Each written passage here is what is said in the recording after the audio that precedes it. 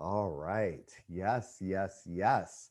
As you know, we meet on the second and fourth Sunday of each month. On the second Sunday, which is this Sunday, we have the wonderful Reverend Alfreda Lanoix.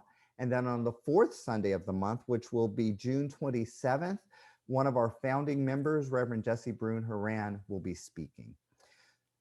So before we get into anything else, let's spend a couple of moments and meditate. How about that? Let's get comfortable in our seats. And I invite you to allow your eyes to close.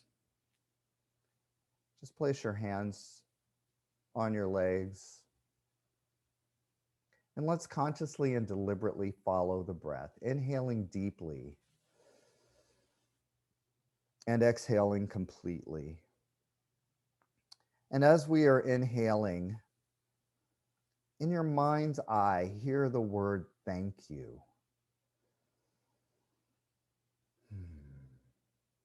And then when you exhale, say your own name. Let's each thank ourselves. So I'm going to inhale, thank you, Garrick. And so just in your mind's eye for the next several moments, just hear yourself giving thanks. Thankful that you showed up this morning. Thankful that you kept this divine appointment. Thankful for the technology that allows this service to be possible.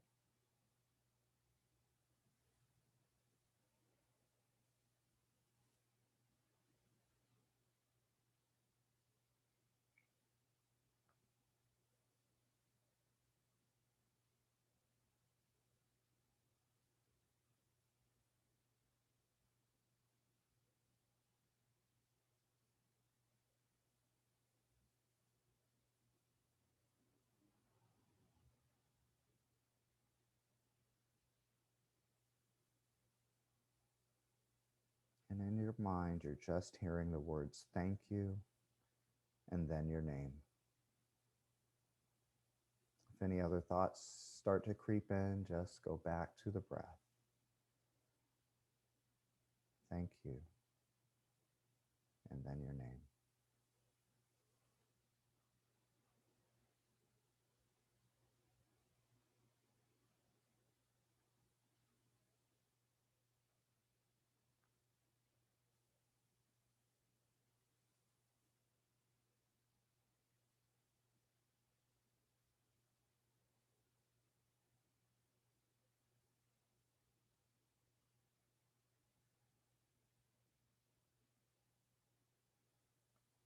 We continue to give thanks. But now if we listen a little bit deeper, we realize that that voice that's saying thank you, that's actually God speaking to us. Let's listen a little deeper. Thank you and then your name. But we recognize that God is thanking us.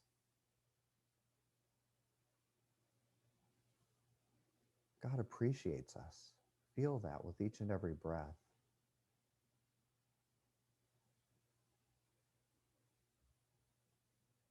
God is thanking you for the unique and specific way that you show up.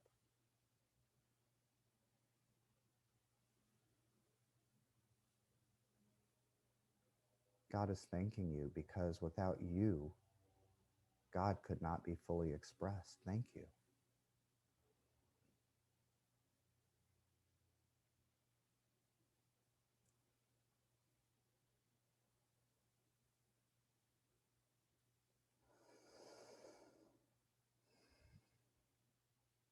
Just breathing and feeling that gratitude.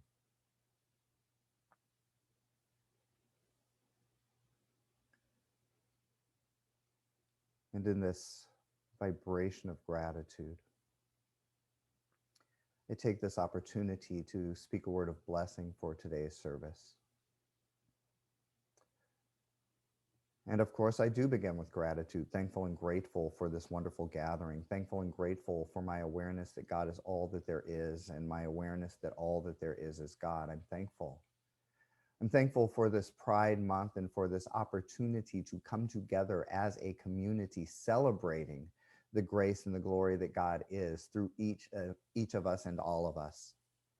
And so I know that God speaks through and as Reverend Alfreda Lanoix in a most powerful way, that we each receive that which lifts us up and reminds us of our true divinity. God speaks through Chris Tompkins in a way that inspires each of us to show up authentically as ourselves.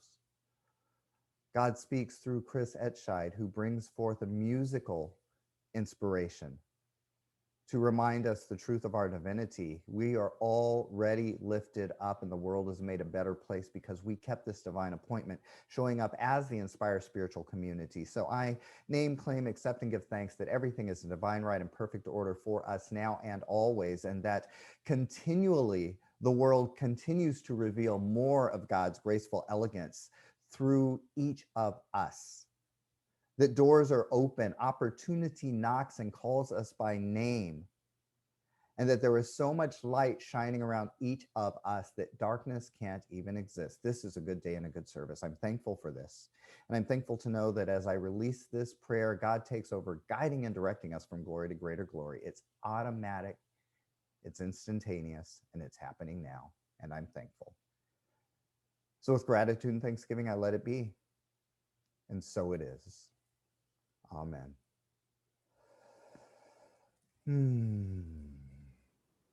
So, thank you once again, everyone, for joining us on this wonderful, wonderful Pride Sunday, a month of Pride. And we've got a very, very special service today. And let's anchor ourselves in our very own mission statement. So I will turn it over to Reverend Tom Hennessy to share the mission statement. Good morning, everyone. Happy Pride. Yay! So, and our mission statements, you can read along with me. You can say it at home out loud with me. Let's get together and feel all right. So Inspire is a spiritual community of like-minded souls committed to walking our talk in joyous fellowship by demonstrating the power of love, compassion, and non-judgment every day in every way. Recognizing the divinity of all life, we stand united by actively liberating humanity by healing judgment, fear, and shame within ourselves. Our intention to create world peace, piece by piece. Woo-hoo! So now it's my great pleasure. I've known Chris Tompkins for several years, and I've always been inspired by what he has to say and his teaching.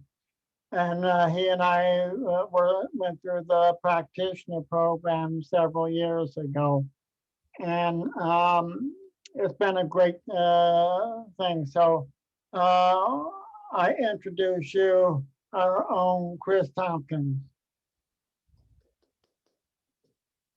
Thank you, Tom. I'm unmuted. Okay, yeah. Thank you so much, Tom, and thank you everyone for having me here. It's really good to be here. It's been a long time, so some of you haven't seen in a really long time, and that's one of the things that I think about Zoom. The benefits of Zoom is that I could Zoom in from anywhere. I'm going to set my timer just in case, but I'm really grateful to be here to be able to talk about my book, which I have. Raising LGBTQ allies, and just to kind of share a little bit about the journey. So and some of you are more familiar with this than others, but I'm just going to kind of start from the beginning, is that back in 2015, I'm from Arizona, and I was in Arizona visiting my family, and my nephew, who was 8 years old at the time, asked me at a family function with all my relatives and some of my family friends if the girl that was sitting next to me was my girlfriend. And what was really interesting about that is that I've been out his entire life. And so after that question, I started to think about, well, why did my nephew ask me if I had a girlfriend? You know, doesn't he know that I'm gay? And if he does know, what does that mean for him, you know, as a young person, for him to still ask, like, if I had a girlfriend? And so basically, I started talking to parents. The next day, I asked my mom, I asked my cousins, my siblings. I even called friends who had kids themselves. And I asked, you know, have you talked to your kids about having a gay brother, having a gay uncle, having a gay family member? And most of the parents that I spoke to were all like, no, they're too young, or some type of answer that made me realize, oh, there's some discomfort. Like, they're okay with me being gay to a certain extent, but when it comes to having conversations with kids, there's this subtle implication that it's inappropriate, or it's bad and it's wrong. So I basically wrote my family a letter, and that letter turned into an article that turned into a presentation that led me to working at Los Angeles County Juvenile Hall to work with LGBTQ incarcerated youth. And the past 6 years, it's been kind of a journey. And so the culmination is, well, I don't know that it's culminated, but the book, that's really kind of the history of the book. And it's basically my experience of teaching. So I also teach social emotional learning throughout LA County. So it's kind of my experience teaching, my own spiritual practice, being a part of Inspire and going through the practitioner program, learning so much about my own, you know, spirituality. And before the service started, I was talking about, I remember the books that we read in the practitioner program, and one of them was The Power of the Subconscious Mind. And so the subtitle of my book is called A Parent's Guide to Changing the Messages from the Playground. And so for me, Messages from the Playground is an analogy for what I use to describe the subconscious beliefs that we all pick up from our childhood. And what I often say, and I used to say this right when I came out of the closet, I started doing a lot of advocacy work. And I used to talk about, you know, even though I'm out of the closet, I still played on the same playground as everyone else. And no matter who we are or where we come from, we all play on the same playground. I spoke to a gentleman, a young man in India yesterday who has a podcast. And here we are in two completely different parts of the world. And he's from a different generation than myself. He was a lot younger than me. And he was sharing with me some of the same things that I learned as a kid growing up. And it just speaks to the fact that I believe, you know, as people, we all play on the same playground. And so, you know, what I write about in the book is in order to raise allies, we really have to explore those subconscious beliefs. And it's not just the outward kind of blatant homophobic, transphobic, you know, messages that we receive. It's very subtle. It's benign. It's the parents not talking to their kids about their gay family member. And so I wanted to read a passage that I wrote about in the book because it's Pride season, Pride month. And oftentimes during Pride month, there's a lot of memes that you know, go around, like things on social media. And one of the common ones that I see a lot, and maybe some of you have seen it, I'm just going to go ahead and read a quick little passage. It goes, and this is from chapter 2 of my book, that it's called Language Matters. So the importance of language. One of my friends sent me an image from an LGBTQ affirming organization during Pride Month this year. And it read, "If your parents aren't accepting of your identity, I'm your mom now. Drink some water, take your meds, make sure you eat. I love you." Maybe some of you have seen that meme. It's pretty popular. And my friend sent me the post with the question, thoughts? My first thought was, why does it say meds and not vitamins? When I asked my friend what he meant and the reason he sent it to me, he too questioned the statement, take your meds.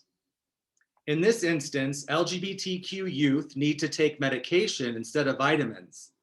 And medication is usually taken for a sickness or to treat an illness, whereas vitamins are for staying healthy. So I use that as an example because that really speaks to the subconscious beliefs that we all have that are just kind of this background noise that are in media, social media, advertisements. You know, I remember at Inspire, when Inspire used to be the physical location there on Santa Monica Boulevard, there used to be a billboard, a big billboard, like right out along the road, that was a Corona beer advertisement. And it was 2 beers on a beach, and it said, "Tops off, bottoms down." And that speaks to the over-sexualization that a lot of our community experiences. And so when parents think of talking, a lot of parents, and not all parents, but a lot of parents, when they think of talking to their children, they think of these subconscious messages that we've all picked up. So my book is really kind of an exploration of those subconscious beliefs and why we still have them. And I was telling Tom before we started the service that I view this work like spiritual work. I view my advocacy work, my working with youth and parents and talking about these specific matters, just like my spiritual work. And if I'm not mindful, like if I have a daily spiritual practice that I'm really dedicated to. And I notice that when I don't do my practice, I'm a little bit more reactive. And when I do my practice, I'm more kind of present. And it's the same thing with this work. If I'm not consciously being vigilant about little memes like that, where these subtle messages, that speak to kind of the pathologizing of the LGBTQ community that has a long history, then those beliefs can sometimes still creep in. And what I've learned teaching and working with youth is that they're very intuitive. They pick up on everything. And so they'll pick up on my fear. And so the more work that I do in myself, the more that I'm able to show up more fully. And then they learn that from me.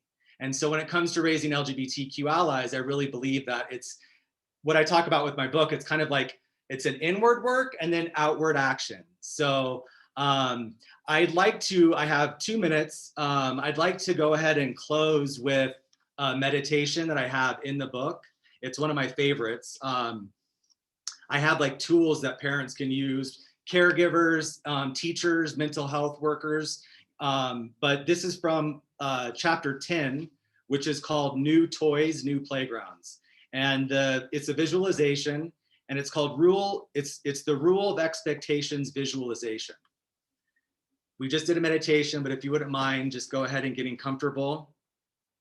In a comfortable position, you can close your eyes if you'd like, and take a deep breath in through your nose to the count of 1, 2, 3, 4, 5. Now gently exhale. Okay. See in your mind's eye a classroom full of students. Maybe it's one of the classrooms you were in as a young person. As you look around, you see all the students talking to one another and smiling. You notice the room feels light and free. Everyone is in a good mood. The sunlight is bright and shines through a big window. You look up at the front of the room and see a teacher with their back to the class. You notice they're writing on the board. The bell rings and they begin to write, "Who you are matters." When they turn around, you see their face and realize it's you. You're the teacher and the classroom is your life. Each person you interact with every day is someone sitting in your classroom, smiling, happy, and free. You realize that how you feel impacts everyone around you, especially young people. You begin to notice how your heart feels in the middle of your chest. It feels full of loving energy. You remember how good it feels to be able to share something positive with someone. And so you begin to smile at each person in the classroom. You see youth of all backgrounds standing in a big circle in the middle of the classroom holding hands. You see their faces and notice the warmth of their smiles. You see them achieving their dreams. You see them laughing. You see them capable. You see them free. You see them enjoying life. You see them making a positive contribution to the planet. You hold each student's smiling face in your heart, and you look them in their eyes and you say, who you are matters. Your life matters. You have potential and are capable of achieving anything your heart desires. You deserve to be happy, healthy, and free. May you be blessed and may you know peace. Because you know this for each student in your classroom, you know this for youth around the world. You hold a vision in your mind's eye of a planet full of playgrounds where all children are laughing and free. You now carry this vision with you everywhere you go. And so it is. Okay, thank you, everyone. That was it. Thank you so much, Chris. What a beautiful, beautiful tool to help broaden our community. Thank you for sharing. Thank you for your authenticity. Thank you for sharing your journey. And again, most importantly, thank you for creating this tool that is so much needed right now. Ooh, pride in community. Love always wins. You know, Chris, it was love from which we came, and it is to love that we shall return. We were created in love. And so that song is so powerful, especially when you feel alone or you're going through some situations, to realize that love is always there. There, you know, in the Bible, it says, nothing can separate us from the love of God, from the love, nothing. No height, no depth, no life, nothing separates us. So love always wins. And Chris Thompson, I want to start by saying I have missed you so much, you and your beautiful spirit and what you bring to the world. Your light has always been so bright from the moment I met you. And something that you said really stuck with me, is that it starts with us. And we really do teach people how to treat us and how to accept us. And so what you are doing with this book is so phenomenal, because you are really creating the avenue. Because a lot of times people, they want to be able to share. They want to be able to give this information as a parent, to be able to pass that down. But because sometimes we're so sexual in our overtone, you know, that is the first thing that comes to mind when you think of the gays or the gay community. So what a magnificent and awesome opportunity to be able to share with them who we are on so many other levels, you know. And I'm going to buy that book for my daughter, for my grandson, for my grandchildren, even though they know I'm gay and I've been gay with my grandchildren their entire lives. That doesn't necessarily mean they really understand it.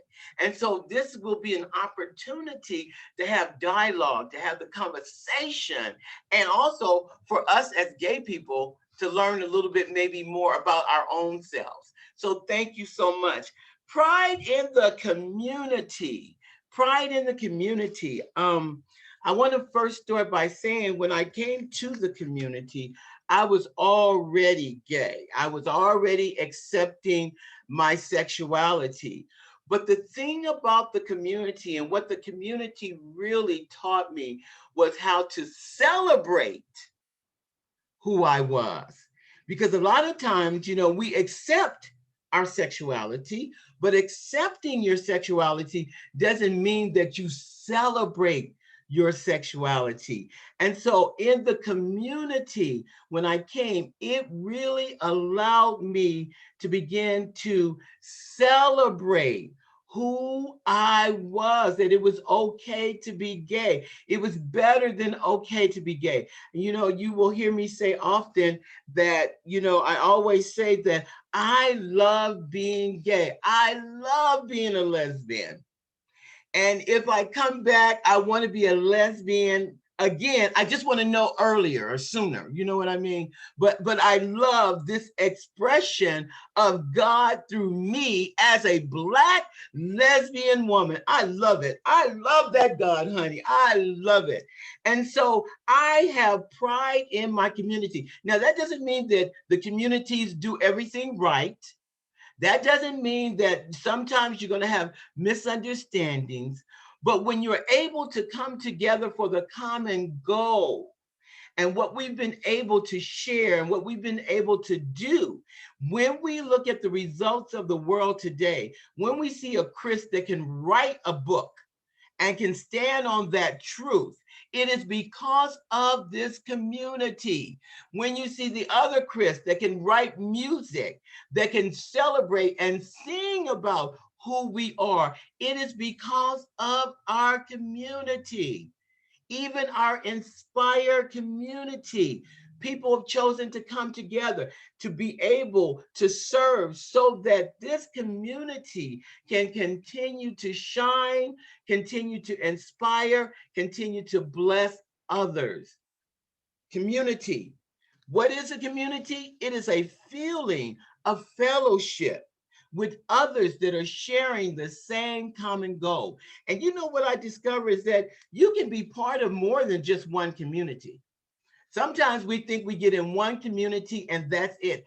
That's not true. Because of your experiences and the things that you've gone through, sometimes you got to have a couple of communities to be able to support you. I found myself just in one community at one time. It was the Black gay community.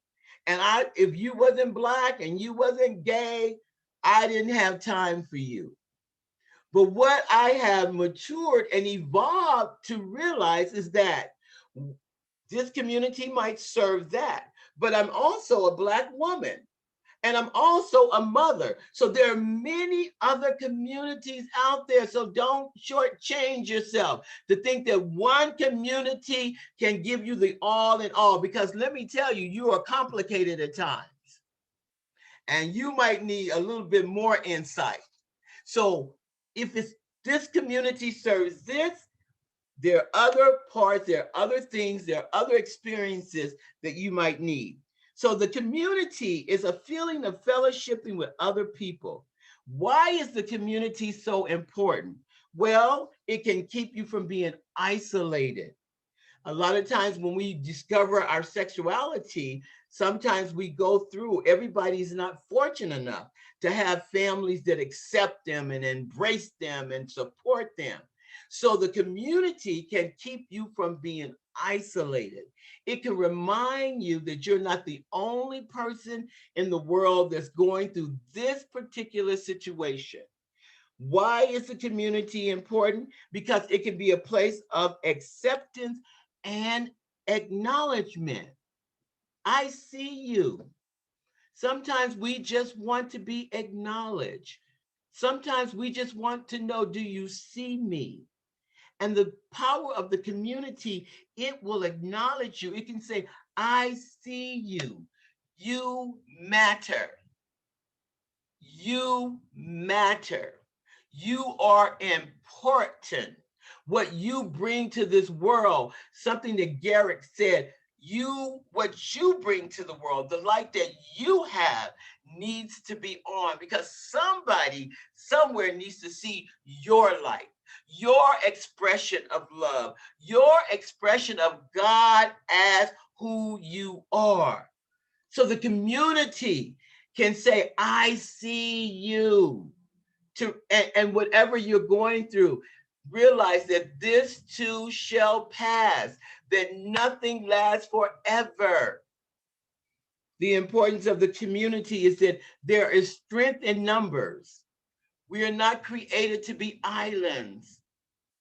We're created to support each other. we make things move. The United States of America is a big community. It really is a big community.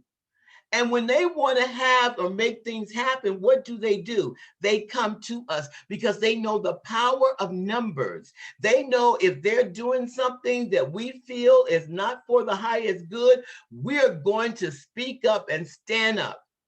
That's the power of the community in numbers. You're not powerless. You are powerful. And when those voices come together, we make things happen. So there's power in the number. And when you're afraid and you have fear, sometimes our fear kicks in. But when we come together, we know together we will move forward. So there's strength in numbers.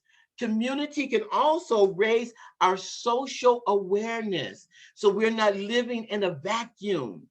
So that we are aware of what's happening. We are aware of the changes that need to occur. See, that's the power of the community. It will inform you. Social justice, it will inform you. Opportunities, it will inform you the things that need to be changed for the highest good of not only ourselves, but for others. You see the youth today and the young people today, how powerful they are, how strong they are, how fearless they are. They are that way because of us, because we stood in the gap, because we were out there saying that it was okay. That's the power of the community. The community should be a safe place for you emotionally, spiritually, and physically. It's important that we create a safe space, especially emotionally, because sometimes just because I know pain or I know rejection, sometimes if we have not done that inside work, we will reflect our pain on other people. We know how to do that. And just like Chris number 2 said, this is an inside job. It all starts inside, that community inside of you, those voices inside of you that told you that you were no good, that voice inside of you that told you that you were wrong for being gay, that voice, that community from people who were broken themselves, and you took that to be your truth and to be your God, that community. We have to be able to deal with that community, to let go, to release, to know that this no longer serves me and that I am good just who I am. And so with that, I can create a safe space and I won't take advantage of other people's pain. They say misery loves what? Company. And if I am miserable and I'm in the community, guess what? I create misery. Because you cannot give what you have not yet received for yourself. This community. Community can be an extended family. I often say blood equals relative and love equals family. So there are the relatives that we were born with, we're there, but that's blood, honey. Just because you my blood sister don't mean you my sister. Can I say that again? Just because we got the same mama and the same daddy, and we came through the same upbringing, does not mean that you're my family. Family is the one that extends love and care and concern and accepts you for who you really are. That's the power of the community. We've created extended families. See, that's just how good God is. Listen, don't get caught up with one channel. Just because your mother brought you into the world physically doesn't mean she's equipped to nurture you as a mother. But it's okay, because guess what? There are other avenues and other channels and other people that can give you exactly what you need. Listen, there is nothing that has been created that was not created with everything it needs. There's not a bird, there's not a tree, there's not an ocean, there's not a bug, there's nothing. The moment it's created, God gives it everything it needs in order for it to thrive. Not just exist, but thrive. You can thrive because all that you need, it is here. You just have to be open. Be open. Bless your mom. She did her best. Maybe her best was just to bring you here. Well, the rest is up to you. You've got the power to create what it is that you need that will allow you to thrive. And you can find that in the community. Spiritual communities are places where people live together. The spirit of cooperation, the spirit of friendship, the spirit of being dedicated for peace, love, and harmony. See, when you're in a spiritual community, it's not about who's right and who's wrong. It's not ego driven, but it is a community that says, well, what's going to work? How can we find peace in this situation? What's acceptable? Not, I have to be right. I know what I'm talking about. Listen, when you know that you don't know, then you're open to knowing. The key is to be in the right community. The community that I was brought up in was a religious community. It was a community that was going to put me in hell, that I was an abomination, that God didn't love me because I was gay. And what I discovered was that was no longer the community for me. But now it doesn't mean that that community did not serve me, because listen, even a broken clock is right twice a day, right? That's where the spirit of discernment, that's where your intuition comes in. I remember bringing my grandson with me to church one Sunday. And I said, oh my God, did you enjoy yourself? And he said, Grandma, up to a certain point. I was like, what? Because, you know, we were taught that, honey, you got to accept everything. Because not to accept everything, that was the word of God. And you can't, you will go to hell. And he was like, you know, I was good up to a certain point, Grandma, because he had what we call critical thinking. See, just because you're a part of something, it doesn't mean you surrender your thoughts and your insight. No, you apply them. Because what works for me might not work for Jasmine, but what works for Jasmine might not work for me.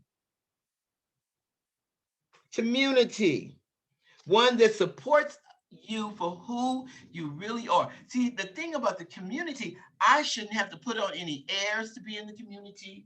I should not have to prove anything to anybody to be in the community, because the community, a spiritual community, a community that is created off of love, will accept you for who you are. Community will understand you, but it also will hold you accountable. Oh yeah, there's a part that you play in this, girl. Yes, she holds you accountable. In other words, she will let you know when this might not be for your highest good. She's not here to embrace you in your pain. She's here to allow you to be in your pain with the opportunity of growth when you're ready. In every community, there's work to be done. In every nation, there's wounds to heal. In every heart, there is the power to do it. That was by Marianne Williamson. The power of the community and taking pride in it. See, the thing about pride is that when you take pride in your community, that means you want to give your best. You want to put your best foot forward. Anything that you are proud of, You want to give it your best attention, your best insight, your best nurturing, because the way it makes you feel. See, when you feel good about a thing, then you want to share. Chris feels good about his sexuality. He feels good about being gay. So what does he want to do? He writes a book that he wants to be able to share that goodness. See, when you feel good, you want to share the goodness of who you are. You want them to see that good gay. That gay is good. And that gay is God. And that everything about you is good. See, that's when you have pride. And pride in the community is that we want to be able to give people our best.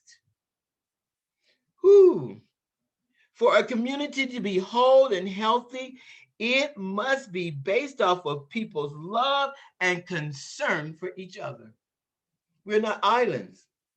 Chris could have just sat on the book and said, well, you know, I worked with my family. They know I'm okay. They know I'm a good uncle. And that could have been enough. But when you're in the community, you want to share that. You want to be concerned for other people. You want other people to have the opportunities to see you, to feel you. One of the things about community is that it enables us to welcome, to help people in a way we couldn't as individuals. Because the community, it will make the world go around. See, some things you can't do as an individual. Some things requires we come together. I remember coming out to my daughter and, I came out to her and, she was having her struggle with her mom being a lesbian. Like, what is that about? And I remember that once I came to the community and she became a part of the community, what she realized is that her mom was not the only lesbian in the world, that this was not only just her situation, or she was the only person that had a mom that was a lesbian. And so how the community served her and served our family was she saw other women, other mothers, other lesbians. She connected with their children. And because they came together, they figured, this is not that bad. Oh my God, there are other lesbian mothers. That's the power of the community. Individual, yes, you're powerful, but together you make things happen. Community means strength. It can be a circle of healing, a circle of friends, and it can be somewhere where we can be free. Because that's what we all want. We just simply want to be free to be. I just want to be free to be this Black lesbian woman. Just let me be free to be who I am spiritually, emotionally, and mentally. I just want to be free. And that's the power of community. It creates this opportunity for freedom. And then you take that freedom with you everywhere you go. And then you give the other people the opportunity. See, the thing about me being free and celebrating my sexuality, what was the thing that I didn't even realize was happening? It gave my children the freedom to be who they really are. You see what I'm saying? See the power of that? I could tell them all day long, you can be anything you want to be. You can do anything you want to do. But now if I can't be anything or accept who I am, they see that. They experience that. They experience that. And so what I'm saying does not have that great impact. But when they see me stand on my truth and celebrate who I am, that gives them the courage, the power to be different and to choose who they want to be. Community gives a sense of belonging. It makes things happen. It gives us courage. We're standing on the backs, on the shoulders of those who came before us. Because of their courage, because of their truth, of being able to stand on their truth, it has allowed us the opportunity to stand on our truth. And we are doing the same. Community helped to shape me into the woman I am today. And for that, I am so grateful. It gave me the courage to be true to who I am and not allow outside influences to impact my life, not allow society or religion or other people's opinion of me to be my reality. Because when I would get weak or I would doubt myself, I could go to the community and I would get reassurance of who I was. And not necessarily because of what they said to me, but because I was able to see other people stand on their truth. That's community. Community showed my children that they were not the only one that had a mother that was a lesbian. And it gave them a sense of comfort in knowing. Pride in community means that you care about the people you've chosen to be a part of. The work that's being done, the work that we do. Pride in community for others to be able to reach out to someone. See, the thing about community and having pride in community and being courageous in community and being truthful in community, that little boy or that little girl or that man or that woman that might be suicidal because they don't realize who they are, they don't know yet that God is love and God created them the way they are. They haven't got that message. Community saves lives.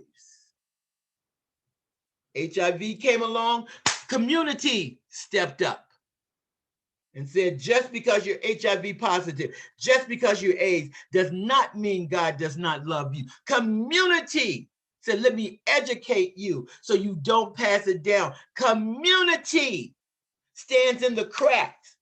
When the churches turned their back, didn't want to talk about HIV, shut the door on HIV and AIDS, and allowed our people to continue to be infected, community stood up and said, no, no, no, no.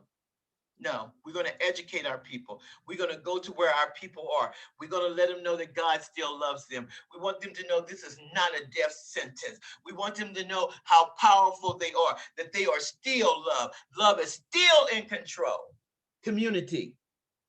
Pride in community is to let you know you're not alone.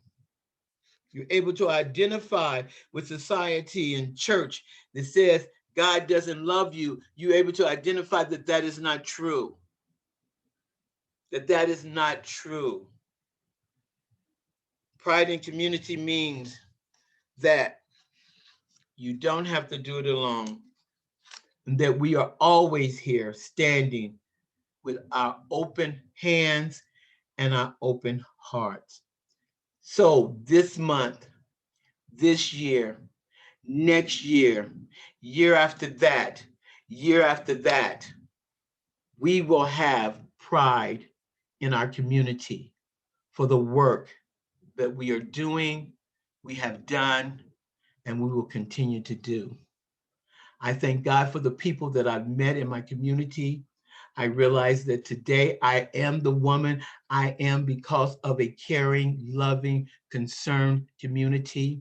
I thank God for inspired community and the community that they continue to grow. I thank God for the community that comes together every second Sunday to put this on. Garrett, Amina, Reverend Thomas, coming together, Curl, that's a community. They come together for a common goal.